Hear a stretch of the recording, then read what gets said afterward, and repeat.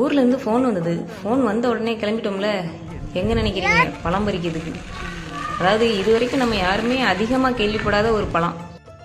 இந்த அதிசய பழத்தோட பேர் நோனி பழம். நீங்கள் வேணால் கூகுளில் சர்ச் பண்ணி பாருங்கள், இதோட மகத்துவம்லாம் நமக்கு தெரிய வரும்.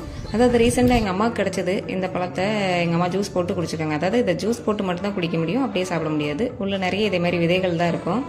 கட் பண்ணி ஜூஸ் போட்டு நாட்டு சக்கரை போட்டோ இல்லை தேன் போட்டோ நம்ம நிறைய தண்ணி ஊற்றி டைலூட் பண்ணி குடிச்சிக்கலாம். 50க்கும் மேற்பட்ட நோய்கள் சரியாகும் அப்படின்னு சொல்லியிருக்காங்க. எங்கள் அம்மாவுக்கு ஏகப்பட்ட பிரச்சனை இருக்கிறதுனால இந்த பழம் தீர்ந்து போச்சான். இது குடித்தப்போ கொஞ்சம் நல்லா இருந்துச்சுமா, எனக்கு கிடச்சா கொண்டு வாங்க அப்படின்னாங்க. அதனால் நாங்கள் எல்லோரும் போய் பழ வேட்டையாடிட்டு வந்துட்டோம். இங்கே வாங்கிட்டா வந்தோம், பறிச்சுட்டு தானே இருந்தோம். அம்மாடி நிஜமாவா? இவ சொல்றது பொய், இவ சொல்றது பொய்.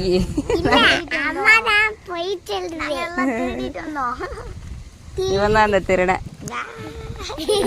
பாதிதான் தெரியும். இது திருடன் கிடையாது, இது கிரீன் திருடன், இது சில்வர் திருடன். நான் திருடன் இல்ல. நீ தானே பறிக்க சொன்ன. இவ தான் ஃபர்ஸ்ட் பறிக்க சொன்னா, அதனால தான் பறிச்சுட்டு வந்தோம். அப்புறம் இதோட நன்மை தெரிஞ்சு பறிச்சிட்டு வர சொல்லிச்சு. ஒருவேளை உங்களுக்கு இந்த பழம் கிடைச்சதுன்னா கன்ஃபார்ம் பண்ணிட்டு எடுத்துக்கோங்க. ஏன்னா மஞ்சனத்தி பழமும் இப்படி தான் இருக்கும்.